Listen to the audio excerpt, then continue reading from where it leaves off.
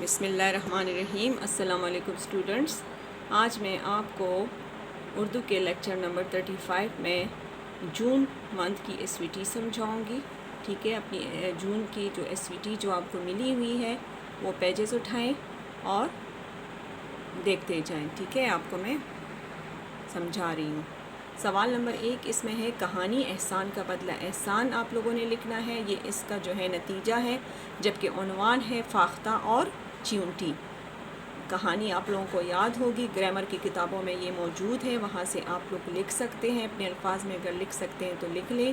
3 paragraph میں کہانی کا اصول یہ ہے کہ کہانی کم از کم 3 پیراگراف میں ہونی چاہیے، اس کا عنوان ہونا چاہیے، ٹھیک ہے، اور پھر اس کا آخر میں نتیجہ ہونا چاہیے۔ سوال نمبر 2 ہے کہ اپنی سہیلی کو اپنے دوست کو خط لکھ کر لاک ڈاؤن کے بعد اپنے شہر کی صورتحال کے بارے میں بتائیں کہ کس طرح جب لاک ڈاؤن ختم ہو گیا عید کے لیے یا عید کے بعد جو ہے، تو جب یہ لاک ڈاؤن ختم ہو گیا تو شہر کے حالات کیا تھے۔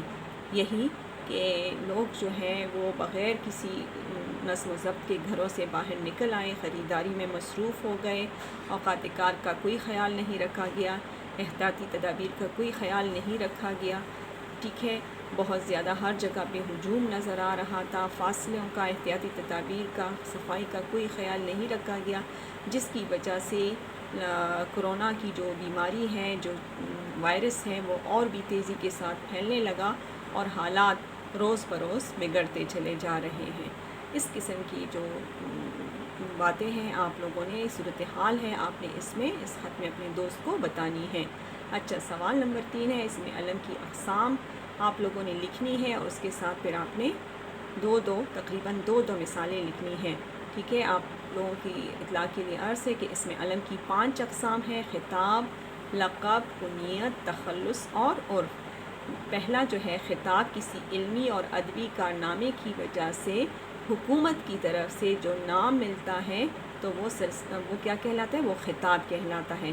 جیسے سر سید احمد خان کو سر کا خطاب ملا تھا، اور شمس العلماء کا خطاب جو ہے وہ مولانا شبلی نعمانی کو ملا تھا، الطاف حسین حالی کو ملا تھا۔ ایسے بہت سے ادیب ہیں جن کو ان کی ادبی کارناموں کی وجہ سے حکومت کی طرف سے خطاب ملے ہیں۔ اچھا، تو اس کو حکومت کی طرف سے جو نام ملتا ہے کسی اہم کارنامے کی وجہ سے، علمی ادبی کارنامے کی وجہ سے، تو اس کو خطاب بولتے ہیں۔ دوسرا ہے لقب، کسی علمی و ادبی کارنامے کی وجہ سے خدمات کے صلے میں قوم کی طرف سے جو نام ملتا ہے تو وہ لقب کہلاتا ہے۔ جیسے قائد اعظم، قوم کے لیے انہوں نے جو قربانیاں دی ہیں، جو محنت کی ہے، تو قوم نے ان کو بڑا رہنما یعنی قائد اعظم کا لقب دیا۔ مولوی عبدالحق کا جو لقب تھا، جو قوم نے دیا تھا، بابائے اردو کی خدمات کے سلسلے میں، ٹھیک ہے۔ تیسرا ہے کنیت، وہ نام جو کس باپ بیٹا بیٹی کے رشتے کو ظاہر کرے، واضح کرے، تو وہ کنیت کہلاتا ہے وہ نام۔ جیسے کلثوم کی ماں، ابو القاسم، قاسم کا باپ۔ تخلص، وہ مختصر نام جو کہ شعراء اپنی شاعری میں، اپنے نظم و غزلوں میں استعمال کرتے ہیں اپنی اصل پورے مکمل نام کی بجائے، تو وہ تخلص کہلاتا ہے۔ یعنی شعراء کا مختصر نام تخلص کہلاتا ہے۔ جیسے مرزا اسد اللہ خان غالب کا پورا نام ہے اور یہ شاعری میں غالب استعمال کرتے ہیں۔ جیسے علامہ محمد اقبال ان کا تخلص ہے، اس کے اوپر یہ علامت تخلص لگا ہے۔ عرف نمبر 5واں ہے عرف، یعنی وہ مختصر نام جو کہ لوگوں کو پیار یا حقارت کی وجہ سے بولا جائے، اس کو حقارت یا پیار سے بولا جائے جس مختصر نام سے، تو وہ عرف کہلاتا ہے۔ جیسے اکثر ہم نے اصل ناموں کو، مکمل ناموں کو چھوٹا کیا ہوا ہوتا ہے، جسے ہم انگلش میں نک نیم بولتے ہیں۔ جیسے نعمان سے نومی، عدنان سے دانی، اس طرح ایمان سے مانو، یا پھر آپ جو لڑائی جھگڑے میں ایک دوسرے کو گھر میں مختلف ناموں سے پکارتے ہیں لڑائی جھگڑے کے دوران، تو یہ بھی عرف میں آتے ہیں۔ میں نے بتایا نا، پیار یا حقارت سے جو مختصر نام بولا جائے تو وہ عرف کہلاتا ہے، ٹھیک ہے۔ سوال نمبر 4 ہے ہمارے پاس کہ مندرجہ ذیل الفاظ پر اعراب لگائیے۔ دیکھیں، میں نے الفاظ آپ کے پاس ہیں: موسلا دھار، بوچھاڑ، ہنر، جھنڈ، مرتب۔ اچھا تو آپ اس پہ اس قسم کے اعراب لگا لیں، ٹھیک ہے، یہ آپ دیکھ سکتے ہیں۔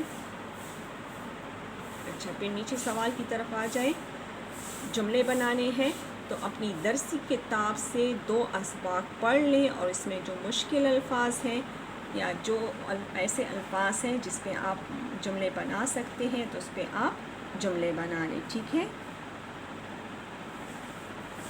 یہ دیکھیں، اور ان میں سے درسی کتاب سے 2 اسباق پڑھیں اور اس میں سے جملے بنا لیں، ٹھیک ہے۔ ہر سبق سے کم از کم 10 جملے بنا لیں۔ سوال نمبر 6 ہے، تذکیر و تانیث کی قسمیں بتائی گئی ہیں۔ تذکیر و تانیث کے 2 اقسام ہیں، حقیقی اور غیر حقیقی۔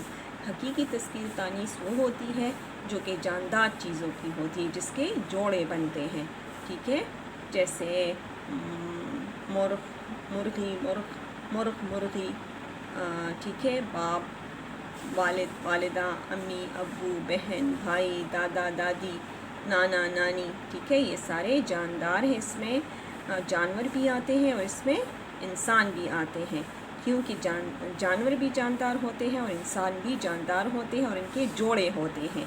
تو حقیقی تذکیر و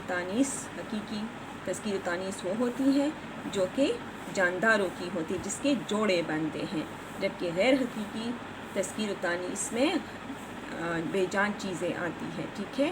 اور اس پر جملہ بنا کر ہم اس کی تذکیر و تانیث واضح کر سکتے ہیں، جیسے میز، کرسی، کتاب، قلم، پینسل، دوات، یہ ساری جو ہے بے جان ہیں، اور تو یہ غیر حقیقی تذکیر و تانیث یعنی کہلاتے ہیں، کیونکہ ان کے جوڑے نہیں بنتے۔ اب کرسی کا کوئی جوڑا نہیں ہے، میز کا کوئی جوڑا نہیں ہے، اور یہ بے جان چیزیں ہیں، ان کو ہم غیر حقیقی تذکیر و تانیث کہیں گے، ٹھیک ہے۔ یہ دیکھیں آپ لوگوں کے لیے نیچے پر کچھ الفاظ دیے گئے ہیں، جیسے محنت، منصوبہ، لکڑی، خندق، مسجد، پیغام، دستہ، جنگل، کلہاڑی اور زندگی۔ یہ دیکھیں اس میں آپ لوگوں نے مذکر اور مؤنث الگ الگ لکھنے ہیں۔ یہ سارے غیر حقیقی تذکیر و تانیث ہیں، غیر حقیقی چیزیں ہیں، لیکن اس کی تذکیر و تانیث آپ اگر اس پہ جملے بنا لیں تو آپ لوگوں کے لیے آسانی ہو جائے گی، اور آپ پہ واضح ہو جائے گا کہ اس میں کون سے الفاظ مذکر الفاظ ہیں اور کون سے الفاظ مؤنث الفاظ ہیں۔ اس کے لیے آپ نے کالم بنانا ہے، ایک سائڈ پہ لکھے مذکر الفاظ اور دوسرے کالم میں لکھے مؤنث الفاظ، ٹھیک ہے۔ تو جو مذکر الفاظ ہیں آپ سمجھتے ہیں کہ یہ مذکر ہیں تو وہ مذکر والے کالم میں لکھیں، اور جو مؤنث ہیں وہ مؤنث والے کالم میں لکھیں۔ جیسے محنت، کامیابی کے لیے محنت کرنی چاہیے، کرنی مینس کہ یہ مؤنث ہوگا، تو آپ یہ مؤنث والے کالم میں لکھ لیں۔ منصوبہ، اب منصوبہ دیکھیں یہ مذکر ہے، اس پہ آپ جملہ کوئی بنا لیں اس طرح کہ واضح ہو جائے کہ یہ مذکر ہے، ٹھیک ہے۔ اس طرح آپ باری باری ہر لفظ پہ جملہ بنا لیں، تو اس طرح جملہ بنانے سے واضح ہو جائے گا کہ یہ لفظ مذکر ہے یا مؤنث ہے، ٹھیک ہے۔ جیسے منصوبہ، ٹھیک ہے، میں نے اپنی چھٹیوں کے لیے باقاعدہ ایک منصوبہ بنایا۔ اب یہ دیکھیں بنایا، تو یہ کیا ہے آپ خود سوچیں اور اس کالم میں لکھ لیں۔ لکڑی، ٹھیک ہے، گھریلو فرنیچر میں لکڑی استعمال ہوتی ہے، ٹھیک ہے۔ یہ دیکھیں یہ کیا آتا ہے آپ کے خیال میں لکڑی استعمال ہوتی ہے، یہ کیا ہے؟ خندق، جنگ خندق میں خندق بڑی بڑی خندقیں کھودی گئیں، بڑی بڑی خندقیں، بڑی بڑی خندق کھودی گئیں۔ مسجد، ہمارے گھر کے قریب ایک نئی مسجد ہے۔ پیغام، میں نے استاد کا پیغام یا میں نے اپنے دوست کا پیغام استاد کو دیا، کا پیغام۔ آگے کیا ہے؟ دستہ، فوج نے اپنا دستہ تیار کیا، اپنا دستہ۔ جنگل، اب جنگل پہ ایک جملہ بنا لیں۔ ہمارے ملک میں بہت سے جنگل ہیں، بہت سی نہیں ہیں۔ کلہاڑی، لکڑی کاٹنے کے لیے لکڑہارے نے کلہاڑی اٹھائی، زندگی، ہاں ہمیں اپنی زندگی کی حفاظت کرنی چاہیے۔ اب آپ کو ان ماڈل جملوں سے پتہ لگ گیا ہوگا کہ کون سے الفاظ مذکر ہیں اور کون سے مؤنث ہیں۔ یہ آپ کا آج کا جون کا SVT ہے، ٹھیک ہے۔ نیٹ اینڈ کلین طریقے سے آپ لوگوں نے کرنا ہے، کٹنے مارکر اور کٹنے پین کا استعمال کرنا ہے، ٹھیک ہے۔